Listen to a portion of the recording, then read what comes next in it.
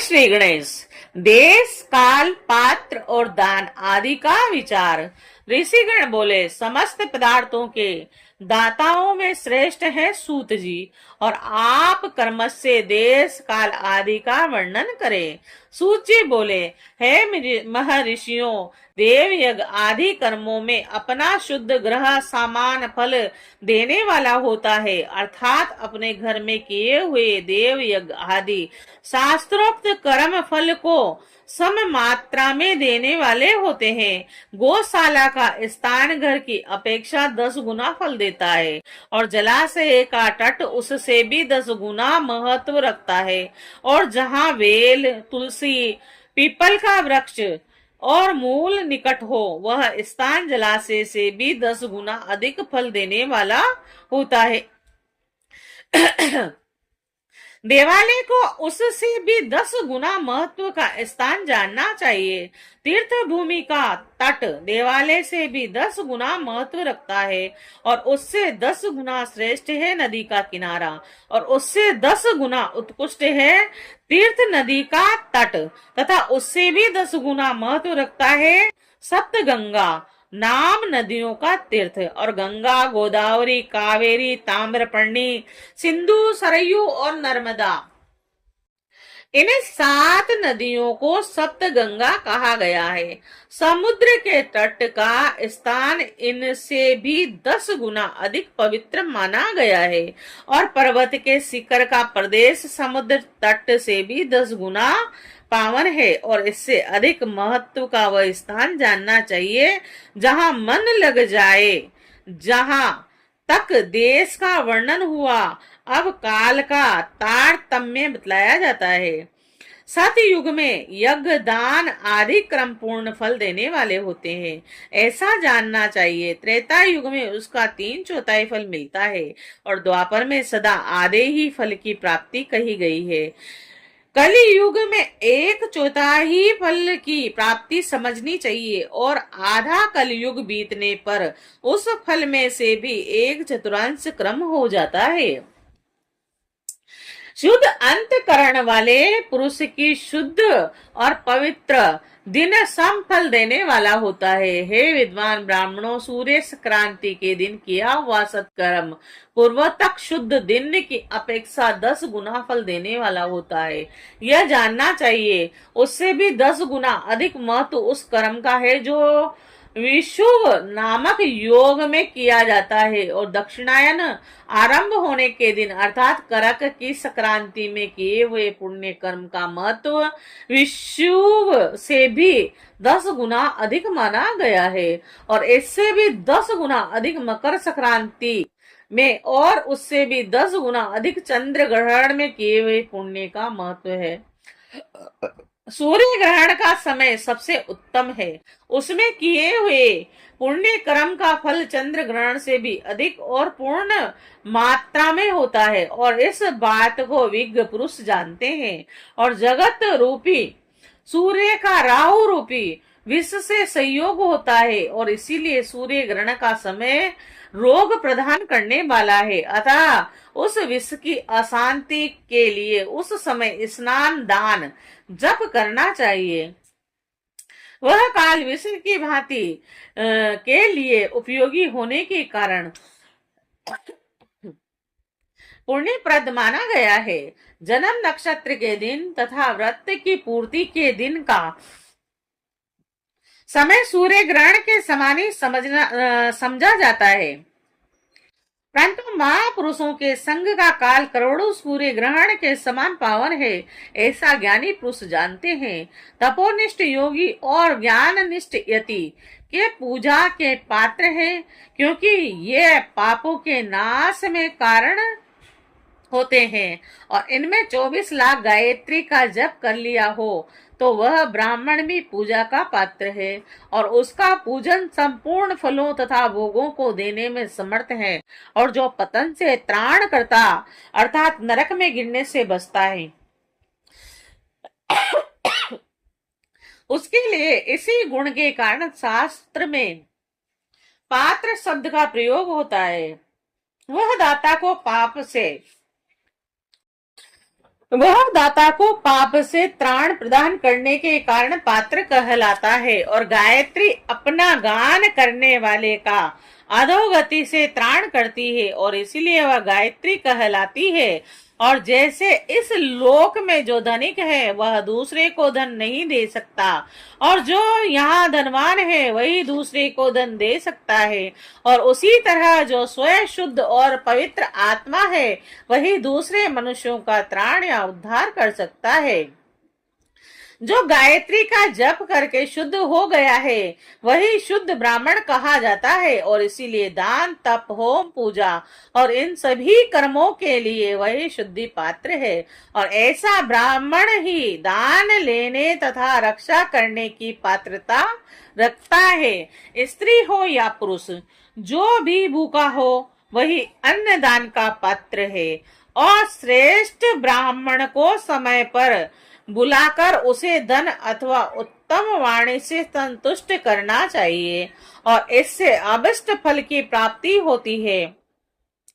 जिसको जिस वस्तु की इच्छा हो उसे वह वस्तु बिना मांगे ही दे दी जाए तो दाता को उस दान का पूरा पूरा फल प्राप्त होता है।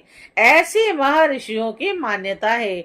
जो याचना करने के बाद दिया गया हो वह दान आधा ही फल देने वाला बतलाया गया है, और अपने सेवक को दिया हुआ दान 1/4 फल देने वाला कहा गया है। हे प्रियवरों, जो जाति मात्र से ब्राह्मण है और दीनता पूर्ण वृत्ति से जीवन बिताता है उसे दिया हुआ धन का दान दाता को इस भूतल पर 10 वर्षों तक भोग प्रदान करने वाला होता है। और वही दान यदि ब्राह्मण वेता ब्राह्मण को दिया जाए तो वह स्वर्ग लोक में देवताओं के 10 वर्षों तक दिव्य भोग देने वाला होता है।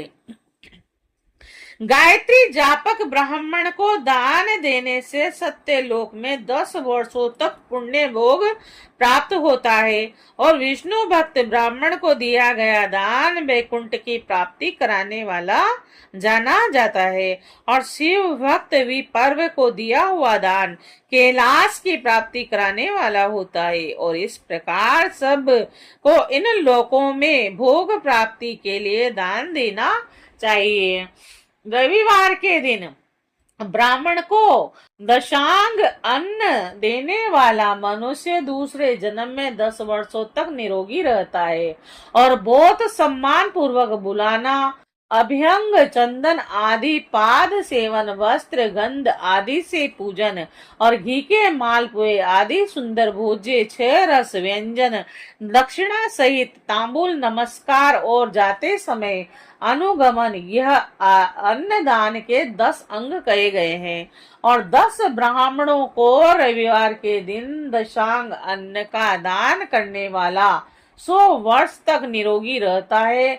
सोमवार आदि विभिन्न वारों में अन्नदान का फल उन वारों के अनुसार दूसरे जन्म में इस पृथ्वी लोक में व्याप्त होता है, ऐसा जानना चाहिए। 7 वारों में 10-10 ब्राह्मणों को दशांग अन्न दान करने से 100 वर्ष तक आरोग्य आदि फल प्राप्त होते हैं। और इस प्रकार रविवार के दिन ब्राह्मणों को अन्न दान करने वाला मनुष्य 1000 वर्ष तक शिवलोक में आरोग्य लाभ करता है। और इस प्रकार 1000 ब्राह्मणों को अन्नदान करके मनुष्य 10,000 वर्षों तक आरोग्य भोग करता है। और विद्वान को सोमवार आदि दिनों में विषय में भी ऐसा ही जानना चाहिए।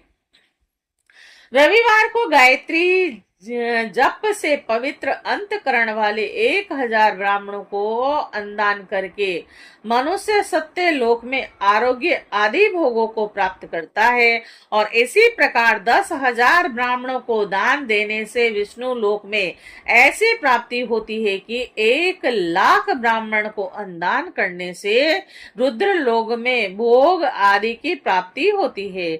और विद्या की कामना वाले मनुष्यों को ब्रह्म बुद्धि से बालकों को दशांग अन्न का दान करना चाहिए।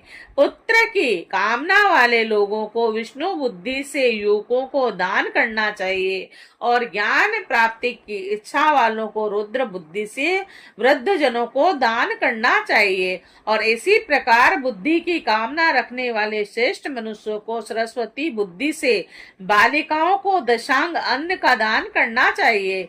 सुख भोग की कामना वाले श्रेष्ठ जनों को लक्ष्मी बुद्धि से युवतियों को दान देना चाहिए। आत्मज्ञान की इच्छा वाले लोगों को पार्वती बुद्धि से वृद्धा स्त्रियों को दान करना चाहिए।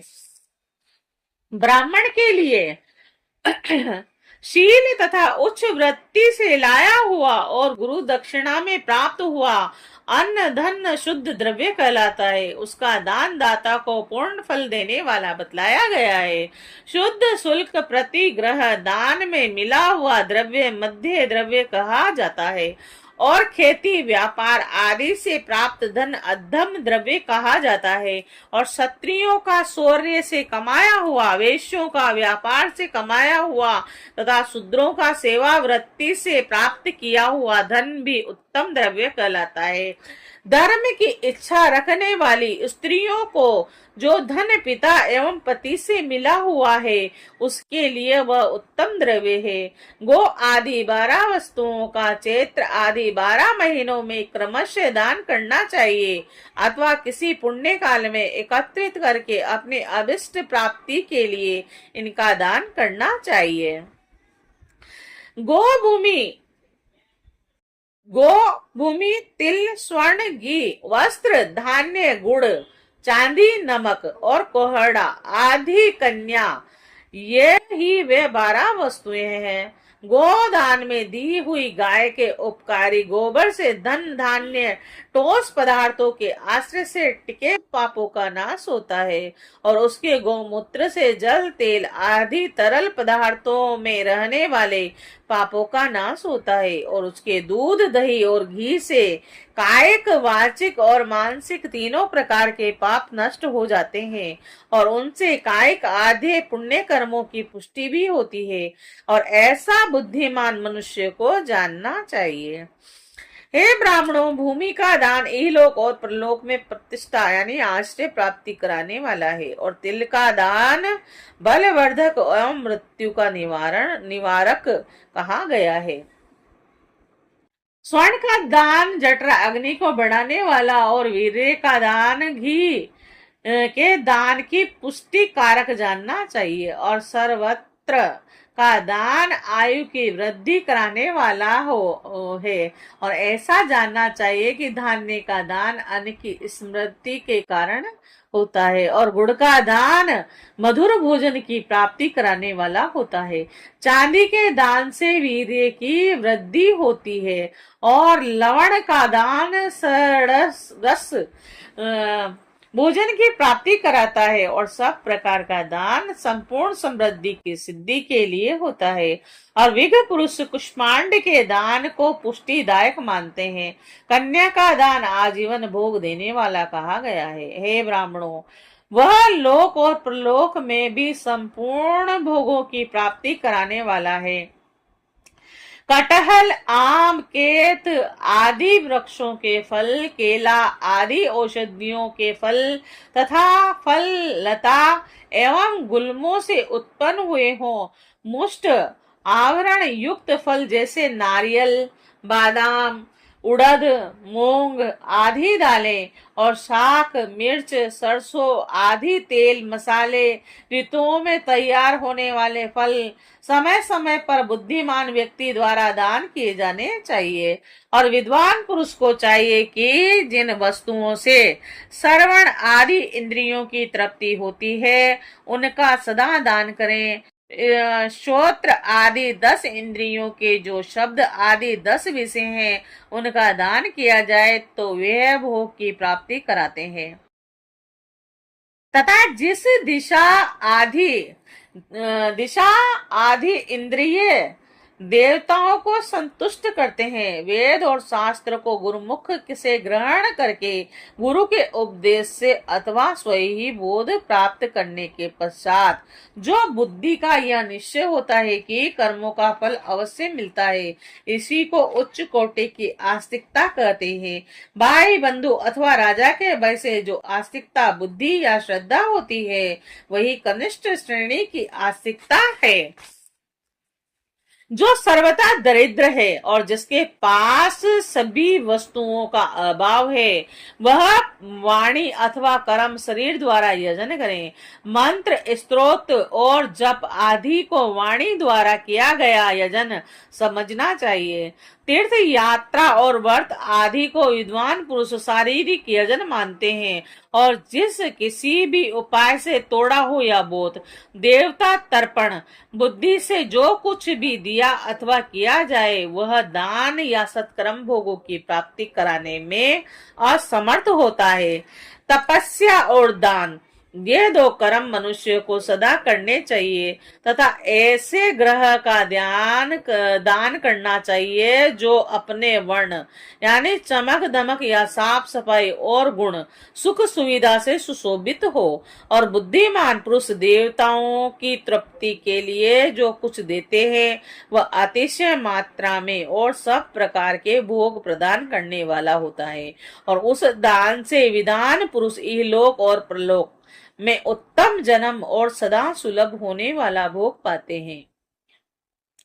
ईश्वरापरण बुद्धि से यज्ञ दान आदि कर्म करके मनुष्य मोक्ष का फल का भागी होता है, और जो मनुष्य इस अध्याय का सदा पाठ अथवा श्रवण करता है, उसे धार्मिक बुद्धि प्राप्त होती है तथा उसमें ज्ञान का उदय होता है।